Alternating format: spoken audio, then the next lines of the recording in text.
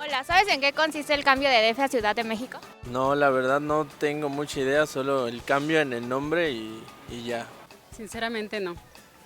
Y directamente es el cambio solamente de la nomenclatura de lo que es Distrito Federal a Ciudad de México. Parecemos nubes que se las lleva el viento. Pues es de acuerdo a antiguamente se llamaba Ciudad de México, ¿no? Entonces el jefe de gobierno hizo esta propuesta y fue por eso que realizaron este cambio. Estas son algunas de las cosas que hoy ya tiene la Ciudad de México, además de su definición, porque Distrito Federal era eso, era un apéndice, pues, de la federación, claro, que eso fue. Pero ahora ganas con la soberanía, ganas con la autonomía y ganan los capitalinos.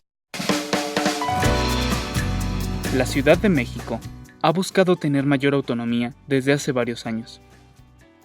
En 1985, los ciudadanos consideraron inadecuada la respuesta del gobierno ante el terremoto. Este hecho fomentó la participación de la población y tuvo un mayor interés en formar parte de las decisiones que afectaban a la ciudad, iniciando la búsqueda de la autonomía. En 1986, se creó una propuesta para convertir al Distrito Federal en el Estado 32. Sin embargo, no se llevó a cabo. En 1993, se realizó un plebiscito ciudadano. Este arrojó que la mayoría de los ciudadanos deseaban elegir a sus gobernantes y que el Distrito Federal fuera un estado más de la Federación. Hay un alma que está herida.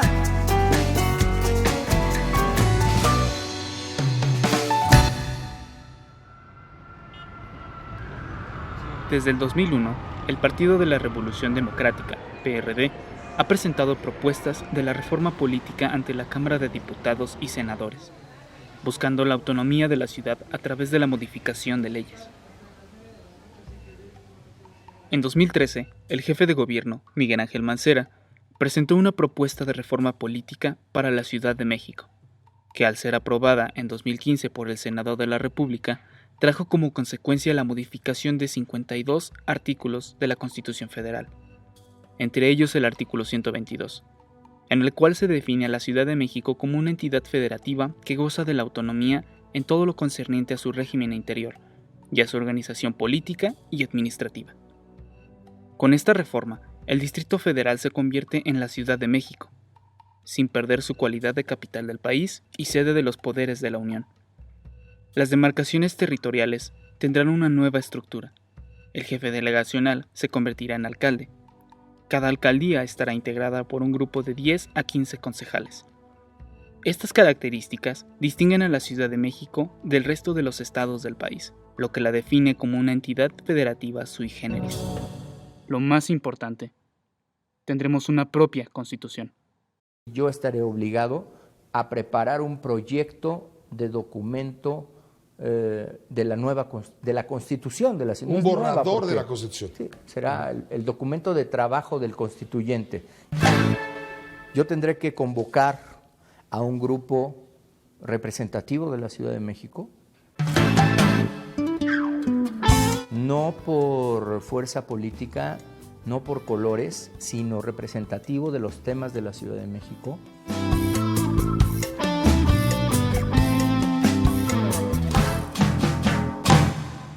Bueno, yo soy Clara Jusipan y vengo trabajando con las organizaciones civiles desde 1991 y en 2003 creamos una organización que se llama Iniciativa Ciudadana y Desarrollo Social, Incide Social, que se dedica a hacer incidencia en política pública. Actualmente, la comisión redactora ya se encuentra trabajando en el borrador de la Constitución. casi terminamos el título 1 que refiere a derechos humanos, también el título 3 que refiere a todo lo que es organización de gobierno, y este segundo tiene que ver con todo lo que es desarrollo urbano, organización territorial, como el modelo o el tipo de ciudad que queremos. El primer borrador de la Constitución será presentado ante la Asamblea Constituyente a más tardar el 15 de septiembre. Esta asamblea estará integrada por 40 representantes designados y 60 electos. La Asamblea Constituyente se encargará de revisar, corregir y aprobar el borrador presentado por el jefe de gobierno. La Constitución deberá estar lista a más tardar el 31 de enero del 2017. En la Asamblea Constituyente existen políticos que se declaran defensores de los derechos humanos, entre ellos Lolkin y Jaime Cárdenas. Lolkin es feminista y activista social. Actualmente forma parte de la organización Acción Ciudadana de Construcción Nacional. Soy Lolkin Castañeda Vadillo. Yo me dedico a defender los derechos humanos. Soy psicóloga por la UAM Xochimilco. Hice la maestría en estudios de la mujer también en la UAM Xochimilco y me he dedicado a trabajar por los derechos humanos de las mujeres, jóvenes, grupos indígenas y de manera muy particular en la defensa de lesbianas, homosexuales, bisexuales y personas trans en todo el país, en todo México. Jaime Cárdenas es doctor en Derecho y forma parte del Sistema Nacional de Investigadores del CONACYT. Fue candidato del partido Morena. Yo me llamo Jaime Cárdenas Gracia, soy investigador del Instituto de Investigaciones Jurídicas desde hace muchos años. Empecé a dar clase en el posgrado de la Facultad de Derecho de la UNAM en 1992. Mis áreas de investigación son, por un lado, el derecho constitucional y por otra parte la teoría del derecho. A Morena, pues hay una intención de promover formas de democracia participativa, deliberativa, comunitaria, si quieren ahora explico eso, reconocer muchos derechos humanos y también establecer mecanismos de exigibilidad o de justiciabilidad de los derechos humanos. Los derechos humanos se han convertido en parte del repertorio políticamente correcto junto con otras banderas. Daniel Vázquez Valencia es profesor investigador de tiempo completo en Flaxo, México desde hace casi 10 años. Es doctor en Ciencias Sociales, maestro en Sociología Política y licenciado en Ciencia Política y Derecho. Es experto en temas de política y derechos humanos. Si tú buscas dentro de los primeros 10 problemas sociales que suelen ser presentados en términos justamente de problemas sociales por la ciudadanía, no vas a encontrar la palabra derechos humanos por ningún lado. Porque justamente las personas no viven, aunque estén ahí cotidianamente, no viven sus problemas sociales como una violación de derechos, ¿no? Lo viven como otras cosas. La Asamblea Constituyente estará conformada en su mayoría por partidos políticos. El PRI tendrá 21 representantes, el PRD 29 y Morena 22. Según los resultados de las elecciones del pasado 5 de junio, Morena fue el partido que obtuvo una mayor cantidad de votos. Sin embargo, el PRI y el PRD tendrán una sobrerepresentación en la Asamblea Constituyente, debido a las designaciones del Congreso y del presidente Enrique Peña Nieto. De los 40 representantes impuestos, 14 serán elegidos por la Cámara de Senadores, 14 por la Cámara de Diputados, 6 diputados elegidos por el presidente y otros 6 por el jefe de gobierno. Sin embargo, estos aún no se han dado a conocer en su totalidad. La imposición de los 40 políticos representa una violación a la Constitución Federal, ya que esta estipula que todo representante del poder público debe ser elegido por el pueblo. Tuvieron que aceptar esa forma de constitución de la Asamblea, que yo entiendo fue definida desde la Consejería Jurídica de la Presidencia de la República, porque si no se aceptaba, no había reforma política. De casi 9 millones de habitantes en la ciudad, únicamente salió a votar el 28.6%.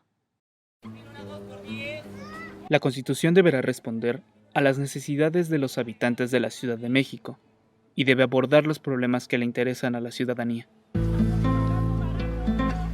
En el momento en el que el Congreso Constituyente del DF haga su propio reglamento, algo que van a tener que establecer es un mecanismo por lo menos de auscultación de qué es lo que está diciendo la sociedad civil al respecto. Y en la conformación de por lo menos ese mecanismo de auscultación vamos a saber si se acerca un poco alguna idea de parlamento abierto y cuáles van a ser los procesos a través de los cuales se van a articular con la sociedad civil organizada. Entonces ahí vamos a tener alguna idea mayor de si efectivamente van a recuperar esas propuestas o no las van a recuperar, ¿no? Simplemente las van a dejar pasar y se van a manejar por una lógica de intercambios otra vez de élite, ¿no? De intercambio muy cerrado. Y finalmente vamos a tener la certeza, ¿no? Pues hasta el final del proceso. La certeza difícilmente la vamos a tener antes.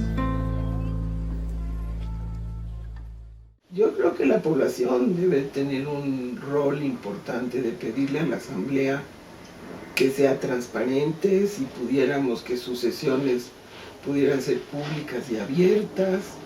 Y cómo eso sea capaz de apropiárselo la gente y exigir, porque de lo contrario, pues quedará solamente como la negociación entre los partidos, un maquillaje, un evento muy lindo y sin cambios de fondo, ¿no?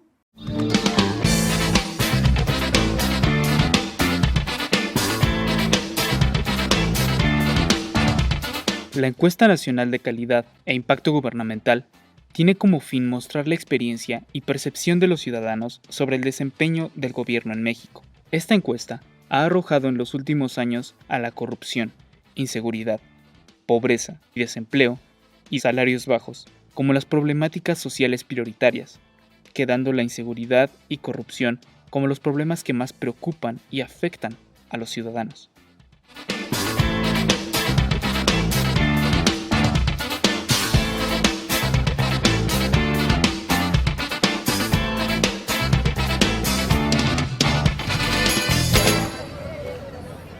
Estamos haciendo el desarrollo del documento a partir de la Carta de los Derechos de la Ciudad, el derecho a la ciudad. Entonces, por ejemplo, en derechos humanos, en lugar de poner derechos civiles, derechos políticos, derechos económicos, sociales y culturales, derechos ambientales, que es la estructura tradicional de presentación de derechos, ponemos ciudad habitable. Y ahí se ponen los derechos que hacen a la ciudad habitable. Ciudad segura, ¿cuáles son los derechos? Ciudad solidaria, ciudad incluyente. Y entonces resulta muy interesante porque es cómo vemos la ciudad hacia adelante y cuáles son los derechos que tienen que honrarse para que tengamos, por ejemplo, una ciudad segura, para que tengamos una ciudad en donde haya convivencia pacífica. Entonces todas las problemáticas sociales se pueden traducir a términos de derechos, o se puede entrar a esas problemáticas sociales en términos de derechos, ¿no? Claramente la de inseguridad se puede entrar en términos de derechos, tanto el derecho a la lógica sigue siendo la negación, entonces no va a haber ninguna ley, ¿no?, que tenga impacto alguno, porque si esta ley no viene acompañada por un lado de voluntad política y por otro lado de una fuerza social que logre que la ley efectivamente se aplique, pues muy seguramente vamos a tener una muy bonita constitución que no va a tener ningún impacto social. Desde luego me parece una experiencia que puede resultar o muy interesante o muy frustrante. Pero yo esperaría que el proyecto que estamos presentando, una vez que lo acepte el jefe de gobierno, se difunda y la gente lo conozca y en su caso defienda lo que le parece razonable. Él ha dicho que va a asumir el proyecto que apruebe el grupo, pero no hay certeza y bueno, él debe tener pues la libertad de revisarlo y decidir si lo presenta o no lo presenta. Pero tiene que ser la gente quien esté en esta defensa, ¿no?, en este acompañamiento, sin duda. Lo demás es demagogia. La participación ciudadana es una expresión e involucramiento social hacia la toma de decisiones que impactan la vida de los habitantes.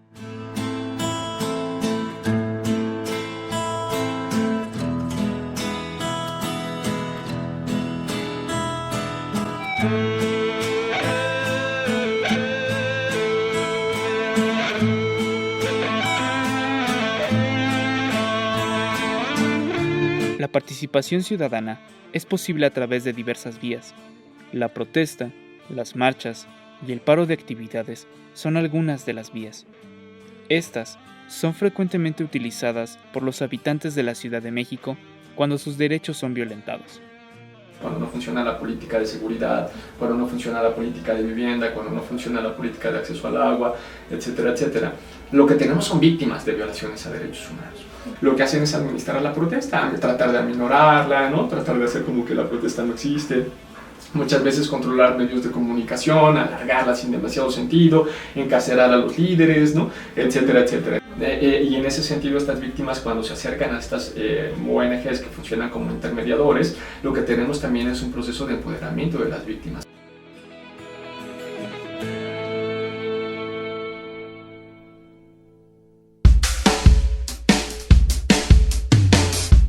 El portal de la Constitución CDMX es una vía para que los ciudadanos se involucren en el proceso de elaboración de la Constitución. La participación puede realizarse de 5 formas. Sondeo Imagina tu ciudad. Encuentros ciudadanos. Peticiones en change.org. Ensayos con propuestas. Y propuestas libres.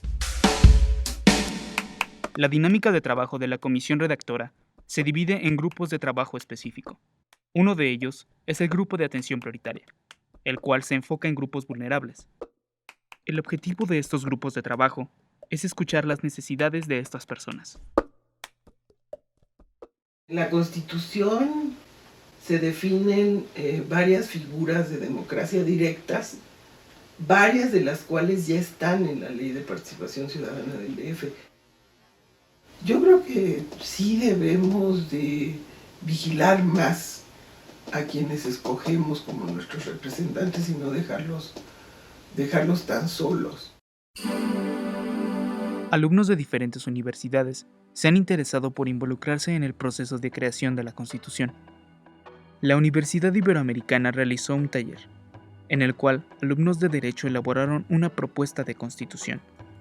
Esta fue presentada ante la Consejería Jurídica del Gobierno de la Ciudad de México.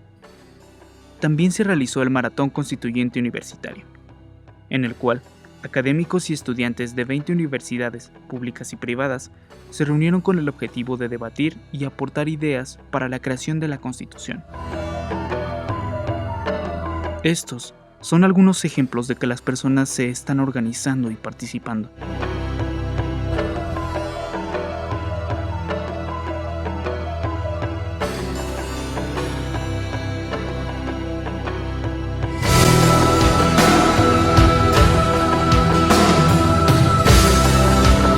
Es un asunto que o los ciudadanos intervenimos y decimos se acabó, o la gente que está en los partidos políticos siguen en la misma.